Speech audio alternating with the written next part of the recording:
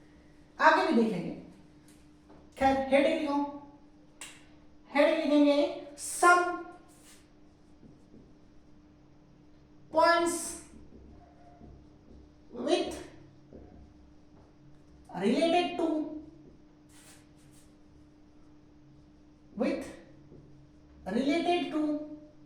Mirror. Mirror के related में कुछ पॉइंट्स हैं। नंबर 1, पोल। पोल मतलब सर खंभा होती है क्या? नहीं, पोल का मतलब खंभा नहीं होता है। पोल का मतलब होता है ध्रुव।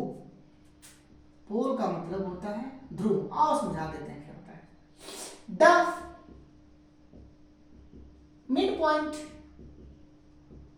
ऑफ द स्फेरिकल मिरर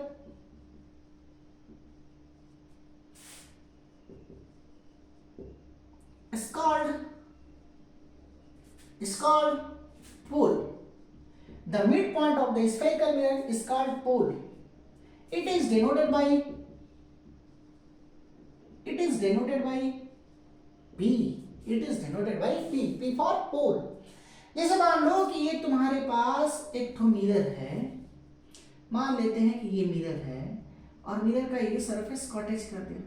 अब जरा देख करके बताओ कॉन्वेक्स है कि concave? Sir concave. Concave concave ऐसा। अब जो इसका ठीक बीच का बिंदु होगा, ये तो ठीक बीच का बिंदु, इसको कहते हैं पोल।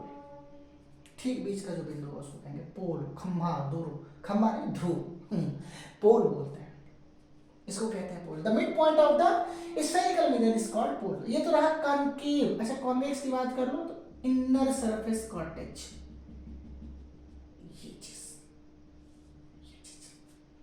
पोल। ठीक, आगे हेडिंग लिख लेते हैं। आगे हेडिंग लिख लेते हैं। आगे हेडिंग लिख लेते हैं centre of curvature. Centre of curvature क्या होती है? इसको कहते हैं वक्रता त्रिज्या। वक्रता त्रिज्या, सेंटर ऑफ कर्वेचर, इसको कहते हैं, हिंदी में बोलते हैं वक्रता त्रिज्या। अरे वक्रता का मतलब होता है जो लाइन टेढ़ी मेढ़ी रहती है, जो लाइन टेढ़ी मेढ़ी रहती है कुछ ऐसा, जो टेढ़ी लाइन रहती है उसको कहते हैं कर्व लाइन, वक्र रेखा। ठीक, कर्व बोलते हैं। तो कर्व से मिलकर के बना है कर्वेचर। कर्व से मिलकर के बना है कर्वेचर। देखो ये जो तुम्हारा है एक स्फेयर हुआ, समझ में आ रहा है? स्फेयर हुआ, ये स्फेयर हुआ। स्फेयर मतलब गोला हुआ। और ये जो पॉइंट है ये गोले का सेंटर हो गया। ठीक, गोले का सेंटर हो। और मान लेते हैं इसके बाहरी वाले सरफेस को हमने कॉटेज कर दिया, कुछ ऐसे कॉटेज कर दिया। और इस वाले पार्ट को, यहां से पार्ट को कट करके बाहर निकाल दिया। ये सेंटर स्फेयर का है और ये सेंटर इसका भी है। भैया ये वाली जो पार्ट है वो स्फेयर का पार्ट हुआ। हाँ, तो क्या ये वाली सेंटर इसका सेंटर नहीं होगा? मतलब कि स्फेयर का जो सेंटर होता है, सुनो सुनो सुनो ध्यान से, स्फेयर का जो सेंटर होती है उसी सेंटर को इस कर्व का सेंटर ऑफ कर्वेचर कहते हैं। क्या मैंने बोला? The centre of the sphere, soon low, the center of the sphere is also the center of the curve, hence it is called center of curvature। मतलब sphere की जो centre होती है यही सेंटर इस कर्व का भी हुआ। सो इस पॉइंट को, इस कर्व का हम सेंटर ऑफ कर्वेचर कहते हैं। कर्व से बना कर्वेचर, कर्व से बना कर्वेचर, तो कर्वेचर का ये सेंटर, तो सेंटर ऑफ कर्वेचर। और लिख के बताते हैं, the centre of sphere is the centre centre of sphere is called, simple भाषा में लिखेंगे, centre of curvature, centre of curvature of the spherical mirror. ठीक, और इसको सी, अब यहां से इसको मिटाओ, मिट गया। अब देख लो ध्यान दो, ये तुम्हारा बन गया क्या, ये तुम्हारा क्या बन गया, सेंटर। इसको सी से डिनोट करते हैं, इसको सी से डिनोट करते हैं। और कॉनकेव मिरर में इंपॉर्टेंट पॉइंट, कॉनकेव मिरर में जो सेंटर ऑफ कर्वेचर होता है वो रिफ्लेक्टिंग प्लेन के सामने होता है। देख लो ये रिफ्लेक्टिंग प्लेन है, अरे यहां पे जाएगी, अरे यहां पे जाएगी, और रिफ्लेक्टिंग प्लेन के सामने सेंटर ऑफ कर्वेचर। अच्छा कॉन्वेक्स के लिए बताओ, तो कॉन्वेक्स मिरर कुछ ये हुआ, बिल्कुल हुआ। इसका मतलब सेंटर किधर की तरफ होगा, इधर नहीं, इसको कंप्लीट करो। तो इस स्फीयर का सेंटर कहां पे होगा, कहीं यहां पे होगा, सेंटर कहीं यहां पे होगा। अच्छा रे किधर की तरफ डालोगे, यहां पे। तो कॉन्वेक्स मिरर में जो सेंटर ऑफ कर्वेचर होता है वो रिफ्लेक्टिंग प्लेन के अपोजिट, और कॉनकेव मिरर में जो सेंटर ऑफ कर्वेचर होती है वो रिफ्लेक्टिंग प्लेन के सामने, रिफ्लेक्टिंग प्लेन के सामने, और कॉन्वेक्स में रिफ्लेक्टिंग प्लेन के पीछे, अपोजिट बोलो, पीछे, बिहाइंड बोल सकते हो, पीछे अपोजिट सुनो, बिहाइंड बोलो, हाँ अब पीछे, इसमें सामने, और कॉन्वेक्स में पीछे, ये है सेंटर ऑफ कर्वेचर। और इसको जनरली सी से डिनोट करते हैं, किससे डिनोट करते हैं, सी से। नेक्स्ट पॉइंट नंबर 3, रात के बज रहे हैं 10:30 और मैं यहाँ पे वीडियो शूट कर पा रहा हूँ, आप लोगों की नींदों को खराब कर रहा हूँ। सर पढ़ाता कौन है, third, radius of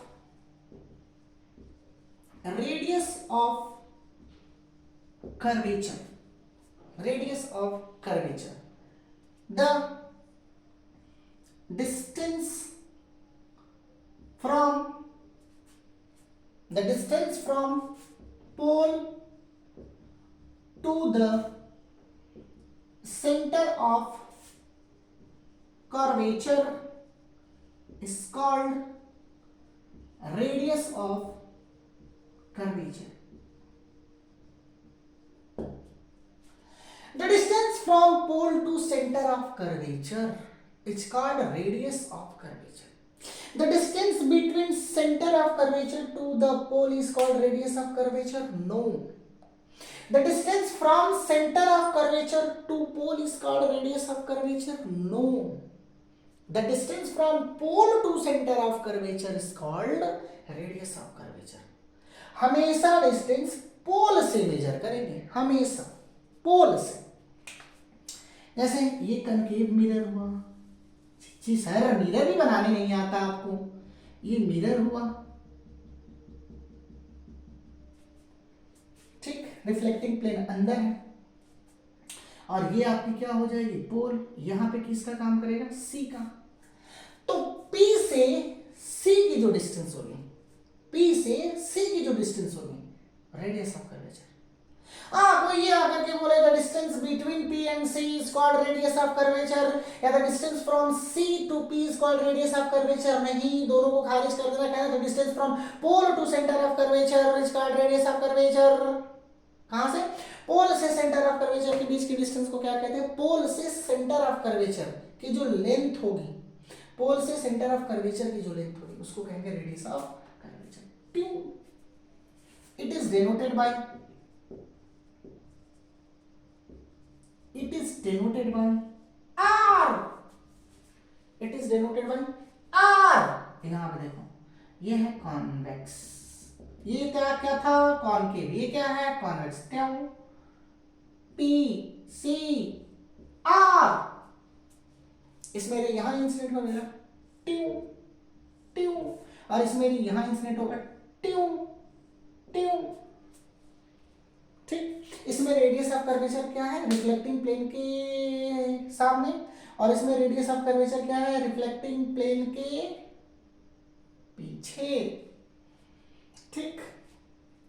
radius of curvature. Next principal axis. Principal axis इसको एक चीज और बोलते हैं, मुख्य अक्ष बोलते हैं। और मिरर इमेज बनाएंगे कि इमेज फॉर्मेशन ऑफ मिरर, तो उसमें बार बार मैं जिक्र होगा when object place at the principal axis, when object is placed beyond the principal axis, when object places on the principal axis between this one to this one. Principal axis, principal axis थोड़ा confusion हो जाता है कि sir PRINCI PLE होगा कि PAL होगा, वो भी प्रिंसिपल होता है, ये भी प्रिंसिपल होता है। तो वो PLE का मतलब होता है सिद्धांत, यहाँ पे PAL का मतलब होता है मुखिया, मुख्य, main.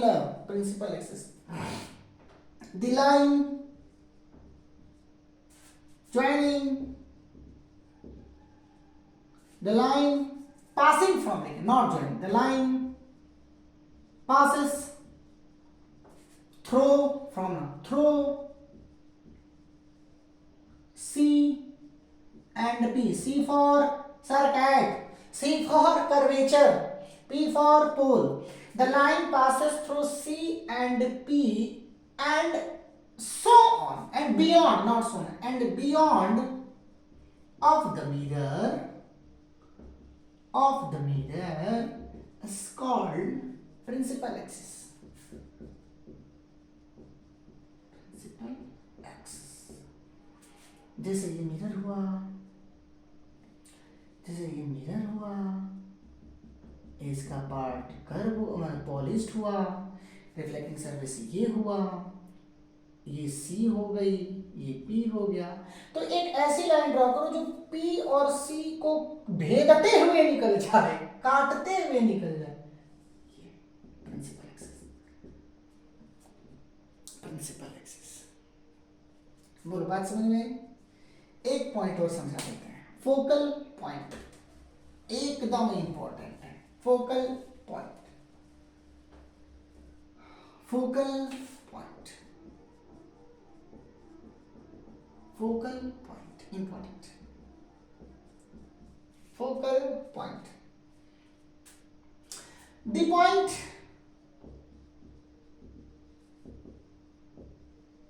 on the principal axis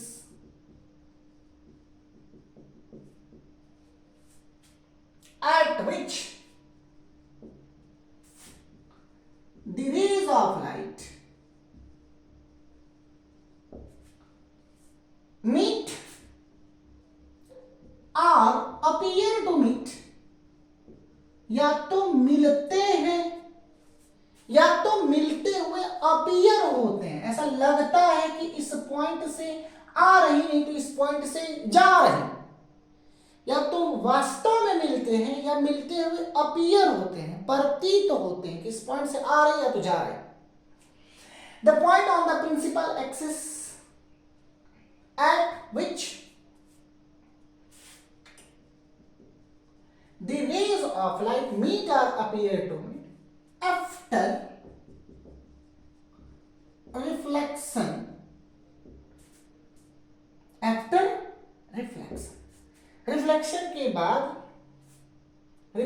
के बाद या तो एक्चुअल मिलती हैं या मिलती हुई प्रतीत होती हैं। अच्छा, ये जो रे चल रही हैं शुरू में वो प्रिंसिपल एक्सिस के पैरेलल चलेंगे। ये प्रिंसिपल एक्सिस हुआ और इसके पैरेलल चलेंगे तब रिफ्लेक्शन।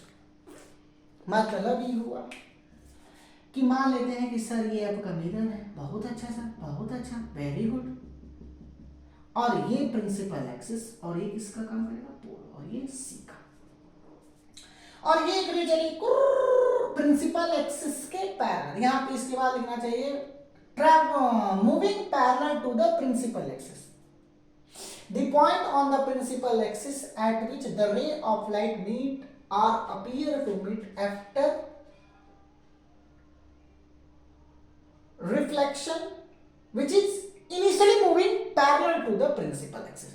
शुरू में प्रिंसिपल एक्सिस के पैरेलल चल रहा था, समांतर चल रहा था। और रिफ्लेक्शन के बाद जिस पॉइंट पर मिलेगी उस पॉइंट को हम क्या कहेंगे? Focal point. मतलब कि मुख्य अक्ष के प्रिंसिपल एक्सिस के पैरेलल चलने वाले रे रिफ्लेक्शन के बाद जिस पॉइंट पर मिल जाए, जिस पॉइंट पर मिल जाए उस पॉइंट को हम कहते हैं फोकल पॉइंट। ठीक, आओ कुछ समझते हैं। समझ में मेरी बात आई? Very good. मान लो कि ये हमारे सामने एक कॉनकेव मिरर है, ठीक, और ये प्रिंसिपल एक्सिस है P। ये प्रिंसिपल एक्सिस है और ये पोल है, ये प्रिंसिपल एक्सिस पूरी लाइन होगी। और हमने, अच्छा ये तुम्हारा किसका काम करेगा, तो ये हो गया C का। हमने एक रे लिया जो प्रिंसिपल एक्सिस के पैरेलल चल रही है। हमने कहा कि रिफ्लेक्टेड रे बना के दिखाओ, तुम कहोगे कि सर पहले नॉर्मल दिखा दो। तो नॉर्मल याद रखे रहना कि सेंटर से जो लाइन ड्रॉ करोगे वो नॉर्मल की तरह बिहेव करता है। माने सेंटर ऑफ कर्वेचर से, सेंटर ऑफ कर्वेचर से, यहां समझो ये मिरर कच कच कच कच कच कच कच कच कच, ये तुम्हारा सेंटर ऑफ कर्वेचर। मान लो रे ऐसे ट्यूं, तो ये जो पॉइंट हुआ इसको कहेंगे पॉइंट ऑफ इंसिडेंट। अब इस C से पॉइंट ऑफ इंसिडेंट पे जो लाइन ड्रॉ करोगे ये बिहेव करेगा नॉर्मल की तरह। मान लो कि रे ये जा रही है ट्यूं, तो C से इसको मिलाओगे तो ये बिहेव करेगा नॉर्मल का। C से जो लाइन जाती है, जो लाइन जाती है उसको नॉर्मल कहते हैं। तो ये इंसिडेंट रे हुआ, तो ये किसका काम करेगा, किसकी तरह बिहेव करेगा, नॉर्मल का। तो ये इंसिडेंट रे हुआ, ये इंसिडेंट रे हुआ, ये नॉर्मल हुआ, तो रिफ्लेक्टेड रे मिल जाएगा भाई। जितने एंगल पे इंसिडेंट हुआ उतने एंगल पे रिफ्लेक्ट होगा। यानी कुछ रे ऐसे रिफ्लेक्ट हो गया, कुछ रे ऐसे रिफ्लेक्ट हो गया, कुछ रे ऐसे रिफ्लेक्ट हो गया, तब हम इस पॉइंट को कहेंगे फोकल पॉइंट, क्योंकि सारी डेफिनेशन बता रहे हैं। अभी रुको, मान लो एक रे ये भी आया ट्यूं, ये यहाँ पे इंसिडेंट हो रहा, हमने कहा रिफ्लेक्टेड रे बना के दिखाओ, तुम कहोगे कि सर पहले नॉर्मल दिखाओ।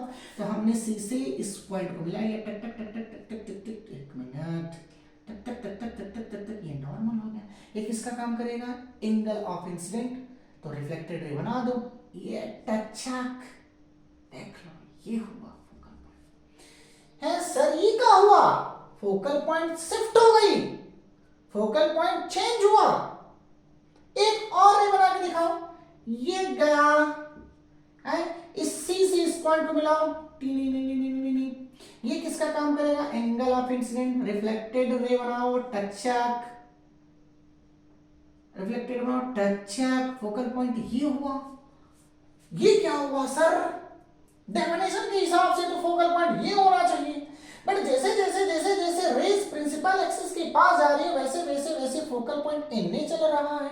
ये क्या हो रहा, क्या फोकल पॉइंट से चेंज होती रहती है? हैं? सब गड़बड़ पढ़ा रहे हैं।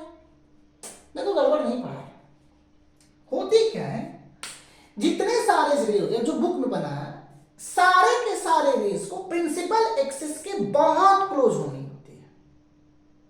मतलब जितने सारे रेज है प्रिंसिपल एक्सिस के पैरेलल चल रहे हैं, वो प्रिंसिपल एक्सिस के बहुत क्लोज है, बहुत क्लोज है, एकदम पास पास है।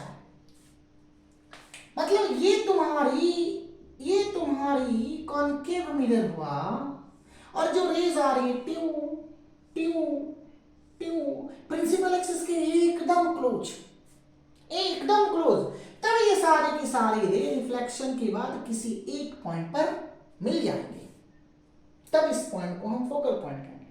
जैसे जैसे प्रिंसिपल एक्सिस से दूर जाओगे वैसे वैसे फोकल चेंज होगी, फोकल पॉइंट चेंज होगी, देखो यहां पर चेंज हो रही है। तो ये जो रेज है ये वो बहुत, the rays are very very close to the principal axis. ये जो रेज है वो प्रिंसिपल एक्सिस के बहुत क्लोज है, बहुत क्लोज है। मतलब जो किताब में बनाया हुआ है, गलत नहीं बनाया, समझो, किताब में जो बनाया हुआ है, किताब में जो बनाया हुआ है कि सर ये रे आई, ये रे गई, ये रे गई, ये रे गई, और लड़ने के बाद एक पॉइंट पर मिल रही हैं, तब इस पॉइंट को फोकल पॉइंट कहेंगे। एकदम सही लिखा है, गलत नहीं लिखा है। लेकिन ये जो रेज जा रही वो प्रिंसिपल एक्सिस के बहुत क्लोज है। अरे भैया मिरर कितना छोटा होता है, इतना लैब में जाना देखना, मिरर इतना छोटा होता है, इतना छोटा, इतनी छोटू सा, इतनी छोटू सा। रेज जो है वो प्रिंसिपल एक्सिस